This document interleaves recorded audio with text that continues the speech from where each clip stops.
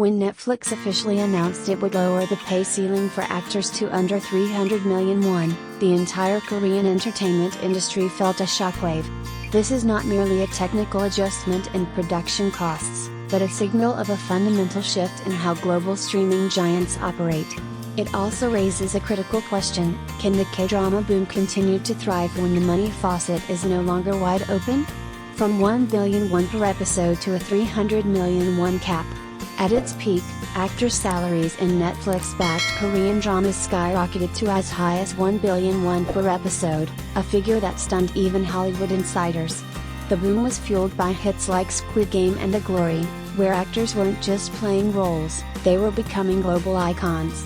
Now, according to Osin, September 12, Netflix has cut the ceiling to 300 million won, less than a third of the previous record. An industry insider noted, for years, Netflix salaries increased uncontrollably, but starting this year, the 300 million won limit has become the new norm. Of course, 300 million won, about $220,000, per episode is still a staggering sum. Yet compared to the billion won frenzy, the move feels like a sudden brake on a speeding highway. Byun Woo Seok and the solo leveling test case. One of the most talked about names right now is Byun Woo Seok, who skyrocketed to fame with Lovely Runner. He recently confirmed his first Netflix project, Solo Leveling, an adaptation of the globally popular webtoon. Fans immediately wondered, will his pay exceed the new ceiling? An insider revealed, even with his soaring popularity, under Netflix's current rules, it's unlikely Byun Woo Seok will earn more than 300 million won.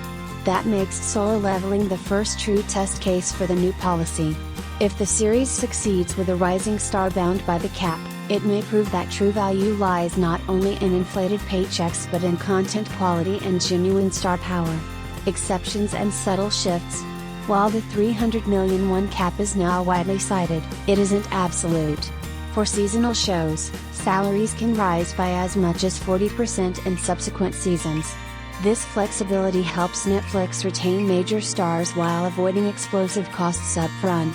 But analysts argue this half measure creates its own tension: who gets exceptions, and who doesn't. The disparity could widen the gap between A-list stars and emerging talents, making the system even more fragile. Netflix, both catalyst and burden for K-content. There's no denying Netflix has been pivotal in elevating Korean content to global fame. Blockbusters like When Life Gives You Tangerines, 60 billion won, and Squid Game, 100 billion won, set new production standards. Yet the downside is undeniable: soaring budgets have strained Korea's production ecosystem. According to industry data, the number of K-dramas plunged from 141 in 2022 to just about 80 this year, nearly half wiped out in 2 years. As one director put it, we are in a paradox where Netflix is both the engine and the brake. They give us global reach but also push costs beyond sustainability. Lee Jung Jae and the $1 million per episode bombshell. When reports surfaced that Lee Jung Jae was earning $1 million, 1.3 billion won, per episode for Squid Game 2, public debate exploded.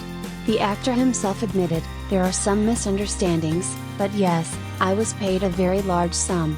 The figure not only shocked fans but exposed the massive gulf between top-tier Hallyu stars and everyone else. On one hand, it highlights K-drama's extraordinary appeal. On the other, it raises an uncomfortable question: if Netflix continues paying such astronomical sums, can the model remain sustainable? Netflix's boomerang warning. Back in October, Netflix Korea's content director Kim Tae-won warned, Korean content is thriving globally, but rising costs will eventually come back like a boomerang. According to him, paying fairly within reasonable budgets is not just about Netflix's bottom line but about protecting the entire ecosystem. There are no rigid guidelines, but the platform aims to align salaries with the scale of each project, a pragmatic philosophy, though far from easy to enforce. The future, slowing down to last longer? The big question is whether cost-cutting will weaken K-drama's global pull. In the short term, stars may hesitate and producers may complain. But in the long run, this adjustment could be essential to sustaining Korea's position. As the spotlight of mega hits dims, the true power of K-drama may lie not in record-breaking paychecks but in storytelling, creativity, and emotional resonance with audiences worldwide. Netflix ignited the revolution, but now, it is also prescribing the cooling medicine. And in this balancing act, rising stars like Byun Woo Seok will serve as proof of whether K-drama can keep exploding, or whether it must choose to slow down in order to endure. Netflix, the streaming giant that has fueled the global rise of K-drama, is now pulling back on one of its boldest practices, sky-high actor salaries.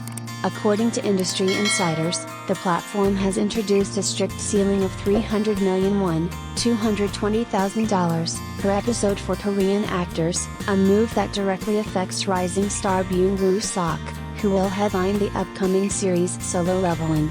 From billion-won craze to cost control. In recent years, top Hallyu actors have enjoyed a once unthinkable payday. At the height of the frenzy, some reportedly earned 1 billion won per episode, placing them in the same league as Hollywood's A-list.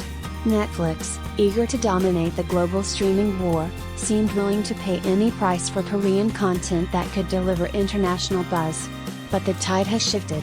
With production costs spiraling out of control and Korea's drama output dropping sharply, Netflix is recalibrating. The new ceiling signals a more disciplined era, where talent must adjust to budgets that reflect sustainability rather than spectacle. Byun Woo Seok, the first litmus test. Byun Woo Seok, fresh off his breakout in Lovely Runner, is one of the fastest rising names in Hallyu. His casting in Solo Leveling, Netflix's adaptation of a blockbuster webtoon, was met with excitement worldwide. Yet behind the scenes, his fee has become the subject of debate. Despite his skyrocketing popularity, insiders confirm he is unlikely to surpass the 300 million won cap. In other words, even Korea's hottest new leading man must play by Netflix's new rules.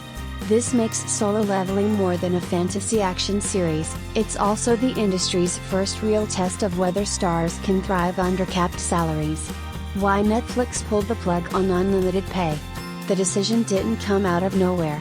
Massive hits like Squid Game, 100 billion won production budget, and When Life Gives You Tangerines, 60 billion won, set spending records, but they also triggered inflation across the industry. As actors' salaries soared, smaller studios and broadcasters found themselves squeezed out. The result? Korea's drama output plummeted, from 141 series in 2022 to barely 80 this year. Critics argue that Netflix's deep pockets, while once a blessing, created an unsustainable bubble. The salary cap, then, is not just corporate penny pinching, it's a structural correction. The Lee Jung Jae factor.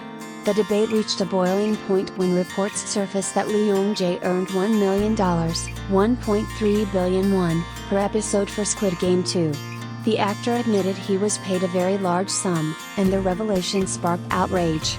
How could one paycheck outpace entire drama budgets? For Netflix, the answer was clear: the pendulum had swung too far.